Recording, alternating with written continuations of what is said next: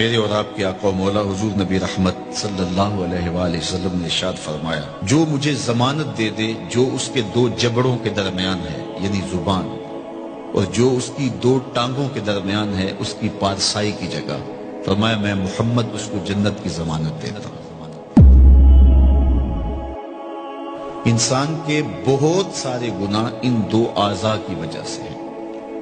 زبان غیبت بھی کرتی ہے، زبان جھوٹ بھی بولتی ہے، زبان گلہ اور شکوہ کا رنگ بھی اختیار کرتی ہے، الزام تراشی بھی کرتی ہے، تو بہت سارے جرائم زبان کے ہیں۔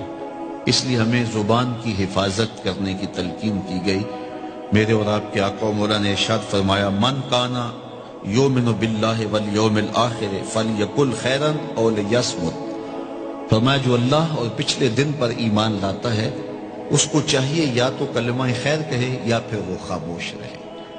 تو زبان کو قابو میں رکھو۔ اللہ تعالیٰ جل شانہ نے اس زبان کو 32 دانتوں میں جکڑ کے رکھا ہے، لیکن اس کے باوجود پھر بے قابو ہو جاتی ہے، اور بہت سارے ہمارے گناہ ہماری زبان کی وجہ سے ہے۔ تو ان دو اعضاء کی خاص طور پہ حفاظت کرنے کی تلقین کی گئی، اور ساتھ ضمانت دی گئی کہ اگر تم ان دو اعضاء کی حفاظت کی مجھے ضمانت دیتے ہو تو میں تمہیں جنت کی ضمانت دیتا ہوں۔ بلکہ ہمیں اپنے رویوں کو بھی محتاط کرنے کی تلقین کی گئی ہے۔ تو اپنی زبان سے، اپنے عمل سے، اپنے کردار سے، ہم سارا ملبہ حکومتوں پہ ڈال دیتے ہیں۔ حکمران اچھے نہیں ہیں، انہوں نے ہمارا یہ حال کر دیا ہے۔ اگرچہ حکمرانوں کا بہت سارا دخل ہوتا ہے قوموں کو بگاڑنے میں اور قوموں کو سنوارنے میں، لیکن اچھے حکمران بھی تو اچھے اعمال کا نتیجہ ہوتے ہیں، اور برے حکمران بھی تو اعمال بد کا نتیجہ ہوتے ہیں۔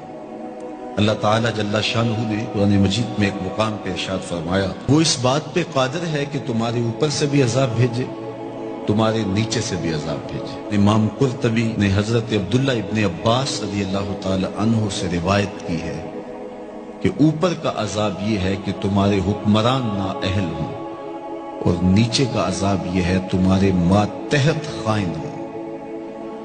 تمہارے حکمران نااہل ہوں، تمہاری اولادیں نافرمان ہوں، تو یہ اوپر نیچے کا عذاب ہے۔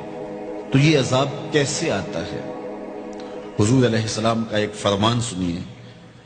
آقا کریم نے ارشاد فرمایا، کما تکونون کذالک یؤمر علیکم، تم جس طرح کے ہوگے تمہارے اوپر اس طرح کے حکمران مسلط کر دیے جائیں گے۔ اگر تم اچھے نہیں ہو تو رحمتوں کی چھتڑیاں نہیں تانی جائیں گی، اور اگر تم صالح ہوگے تو پھر اچھے لوگ تمہارے اوپر رکھے جائیں گے۔ ایک روایت میں آتا ہے، اعمالکم امالکم، تمہارے اعمال ہی تمہارے حکمران ہیں۔ حجاج بن یوسف سے کسی نے کہا کہ تو نے حضرت عمر کا دور خلافت دیکھا ہے، ان جیسا انداز حکمرانی کیوں اختیار نہیں کرتا؟ تو جو اس نے جواب دیا وہ دو لفظی ہے، ذرا سنیے اور اس فلسفے کو سمجھنے کی کوشش کیجیے۔